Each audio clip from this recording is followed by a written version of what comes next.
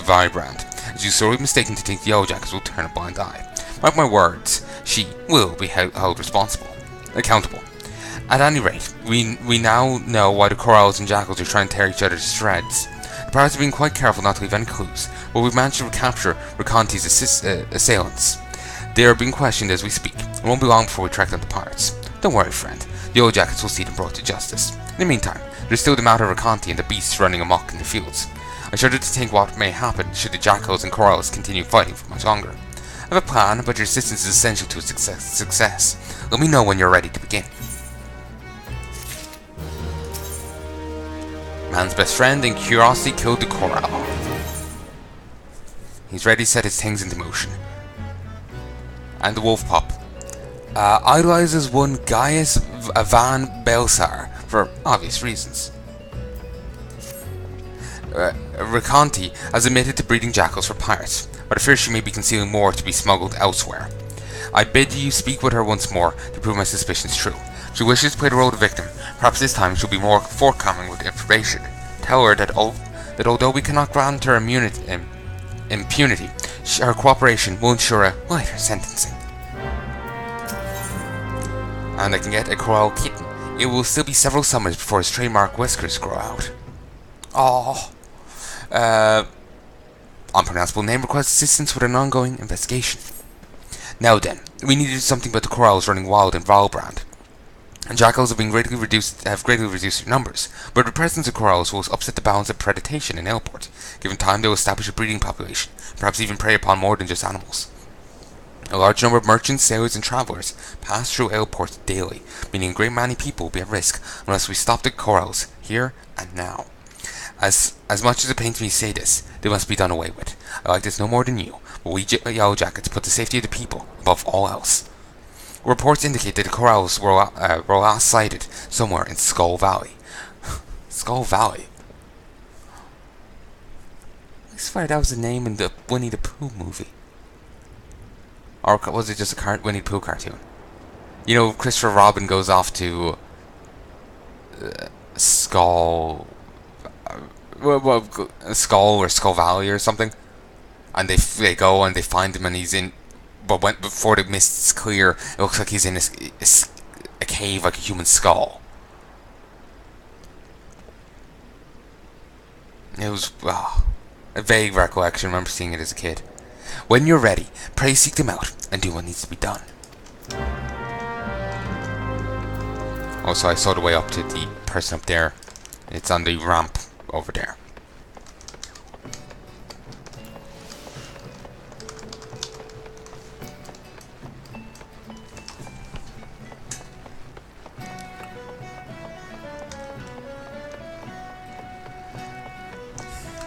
Here's the thing I want to say.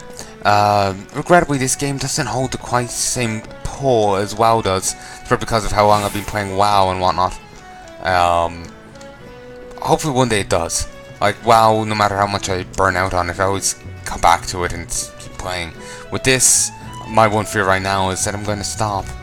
That was actually fear earlier as well, when I was originally doing the free trial of it. Even though I was really enjoying it, I was fearing burning out. 200 tariff per barrel? Christ! That's price gouging. I've seen highwaymen with a more consumer-friendly business model. Ahoy there! Keep your voice down. No one's business but ours, innit? You got what I asked for? The elastic wing of a duskbat. Them's the ones, and that's a pretty fine job as I've seen. Sorry, and that's as pretty a job as I've seen. Know your way around the battle, eh? Well, that's just fine, thank you. Why? We sailors can be a superstitious lot, you know? Some of the crew might look at me odd-like for carrying bat parts. When the wind's done died and the water casks are dry, it's odd one day, overboard the next.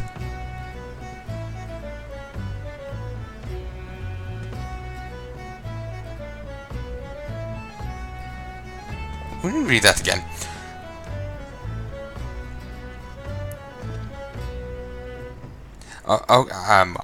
Why we sailors are a superstitious lot, you know. Some of the crew might look at me odd like for carrying bat parts. When the one's done died and the water casks are dry, It's one day, it's odd one day and overboard the next.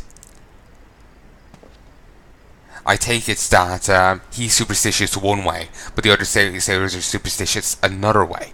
He'll have the bad parts for survival or, you know, a good journey or whatever, and they think that he's having the bad parts to sabotage it.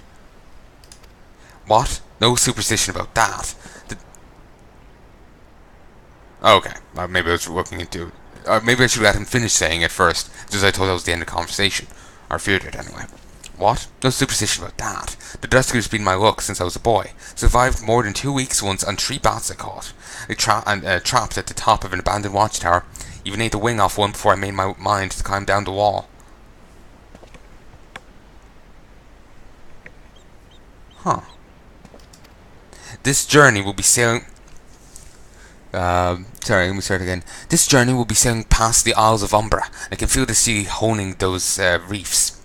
The lights at Paros Sirius burn dim since Calamity. I've always found it might too much like that old watchtower for comfort. I ain't been that a frightened boy for a long time. Ill-used, starved, and more than half mad. Inching down that sandstone wall on handholds no bigger than a fingertip. But I'll have me 5 bat wings on every journey, just the same as that boy had. So yeah, he's superstitious one way and they're superstitious another.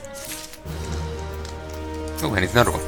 The bashful air ill suits a Roegad, but Elford has it nonetheless. Wearing this the sheepishness like an inaccommodous singlet. The thing's mommy dearest. Ahoy, Dromkaren. It slipped my mind last time, but I've another thing to ask of ye. My bearings are livelier on the water, but on the land, well, I'm what ye landlubbers call at sea. Got a letter that needs delivering, and you're the man for it. I went ashore on some rock on the voyage in. I went ashore on some rock on the voyage in, and a faded petticoat comes up to me. Says she's got a daughter in Camp Skull Valley, what she hadn't seen in years, and tears in her eyes, pretty eyes too. For a woman past her childhood years, she must have been a real beauty in her day. Always had a soft spot for tawny eyes, mayhap because the sea is a green-eyed Virago, and the skies, her sisters, had eyes blue and red, grey and black. Well, this daughter of hers goes by Wolski's.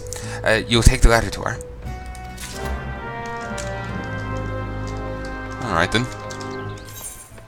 He's very poetic.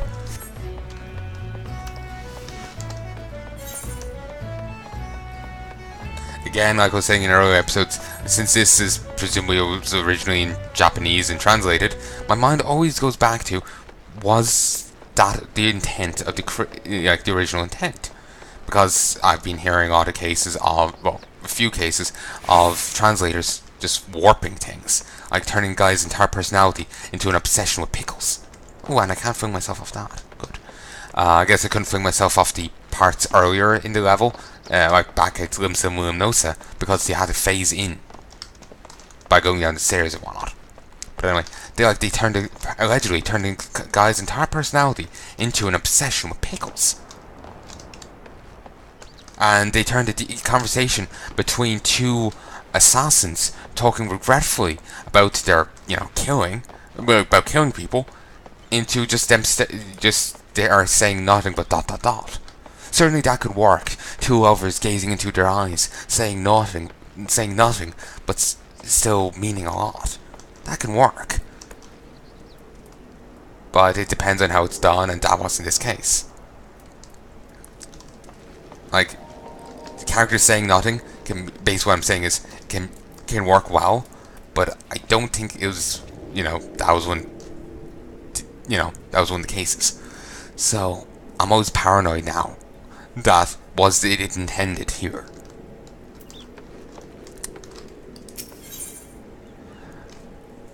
So yeah. Yeah, I think that's all I wanted to say. People have warped things in games recently, and I wonder, was this warped? Because I remember one thing making it, like, in some translations apparently it being, like someone did a fan translation, and showed what we got. And the fan translation of the other languages, or like the original one, was actually helpful advice. The other one was complaining about, people saying "get good."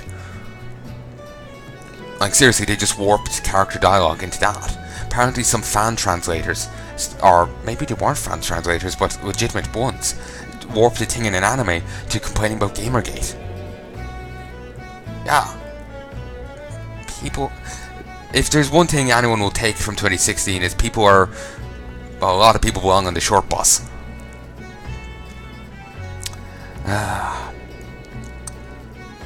Also, for those curious, today, I don't know what date it is today, but it's still 2016.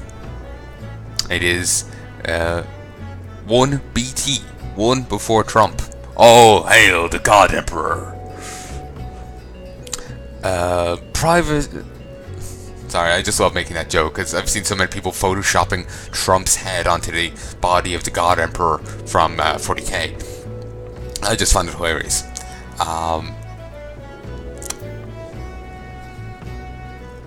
And actually, there's actually one picture of just being the God Emperor. There's one bit of artwork of him, and it's awesome. It has him. It's by Genzo Man, or Genzo. Guy did artwork for Blizzard, among other things. It's really well done and detailed and beautiful looking. Should look him up. He did one.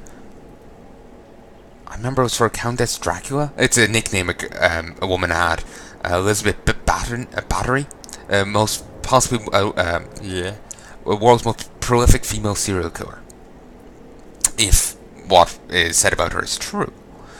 She was like some countess, or titled lady somewhere, and she was alleged to have killed quite a lot of people. A story went around, spread by, which was apparently started by one of her maids.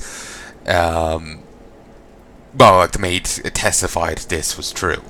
Who knows if it was, but she allegedly bathed in the blood of her victims, in the hopes that it would give her eternal youth. And so there's been a lot of connections to her, from her to Dracula, afterwards.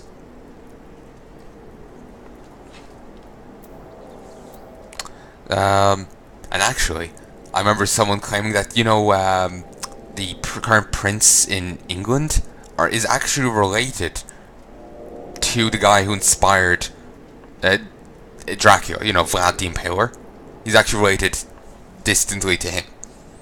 And actually, did you know, during World War I, England, Germany, and Russia were all related. The leaders of them were all related. It was a family dispute, basically. Anyway, Private Sinair needs your help in the defense of Ailport. Hark, enemy in the sky. Pull yourself together, Private. You've been trained for this. Even if the only action you've seen has been street fights, tavern brawls, and fisticuffs over who cheated at checkers. First things first, I must ready the cannon. Now to walk myself through the steps. Right. Make sure you're with sucker, for arming the cannon is no swift manner. So far so good. I'll just get come out. That girl. Always nowhere to be found when she's needed. Fine. Sarge always said to improvise. You there, adventurer. Lumsa Lumnosa has need of your service. Slow down the enemy while I arm the cannon. I'll be ready here. The 5th carcass is cold. I promise you. Slay 5 puck hatchlings. Really?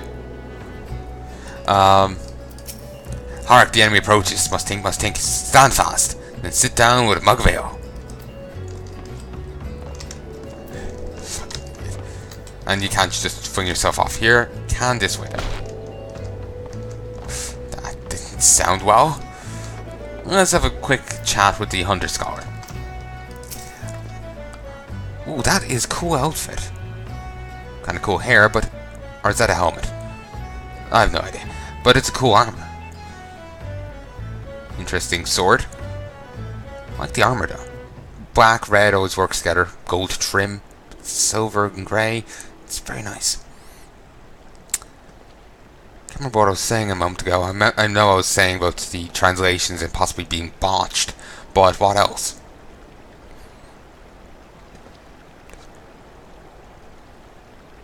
I have no idea. Mine's completely blank. It's quite annoying. Company. Company. I could use a friendly face around here. Well, a face at any rate.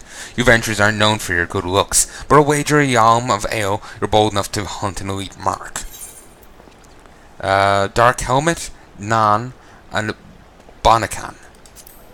A hermit crab of less eminent bent. Dark Helmet began his love affair with armor when it traded its snail shell for some nameless Gallifell's helm. Its salvaging ways abandoned on the sands alongside outgrown and rusted headgear. Its salvaging ways abandoned on the sands alongside outgrown and rusted headgear. Dark Helmet lives to acquire larger and finer hemines, often still occupied by their former owners' grey matter. Oof. A native of the Indigo Deep, Nan is a gargantuan, man-eating crustacean. Its actual name is unpronounceable, except under the crushing pressure of water. That sounds pretty awesome, but why is its proper name only pronounceable that way? That would almost imply that some aquatic race named it. But as far as I know, that none of them exist. Or maybe the beast named itself. But wouldn't that mean it's like, you know, got that spark of humanity or whatever? In which case, slap it in shackles. Just imagine a prison gang. Just like there's a human, there's Lalafell, giant man-eating crustacean, Lalafell, you know. The Sandagin of the... Oh, actually, maybe the Sandagin. Maybe they named it. Oh yeah, I forgot they existed. Probably because I've only seen one at a distance, rather than, you know, punch it in the face. Anyway, the Sahagin of the Sapsa spawning grounds, responsible for bringing Nan to shore to serve as a living weapon against the Maelstrom and others inimical to the Beastmen. Bonacan. Once known as a mild and even affectionate beast, Bonacan is afflicted with a fit that comes upon him like a cowl of fire. Tossing his great head in torment and rage, this bull gores to death its unfortunate victims, many of them greengrocers.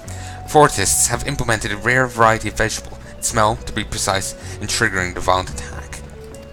The Maelstrom should worry a mite less about fish and a mite more about these other creatures, if you ask me. The kind that's killing folks right now in Western Nazca, for example. You fancy? Bloody owls, me throat's parched. Can't wait till me shift's over so I can drown myself in ale. Aye, that's a box and bar. Aye, that and a box and bar wench to daddle on me lap.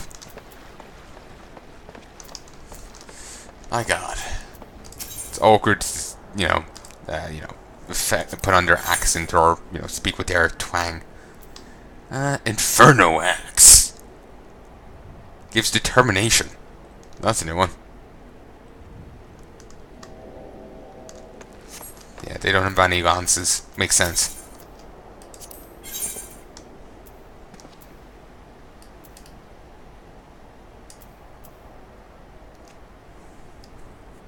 Okay, it seems better. We'll take it. Wait, can I compare?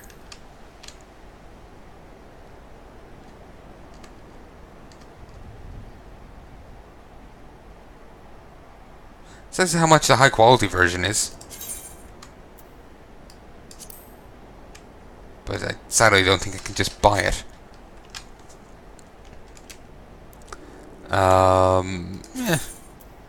Yeah, you can't. Sadly.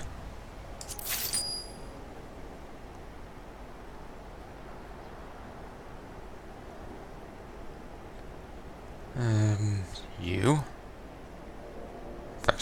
Actually, let's see what I have on me. No wonder I'm finding stuff that's better. I'm having to fix things up here.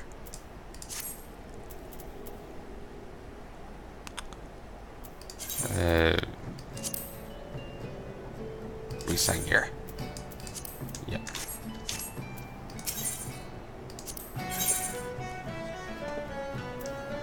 Do 17. and I can use this, right? Gladiator, Marauder,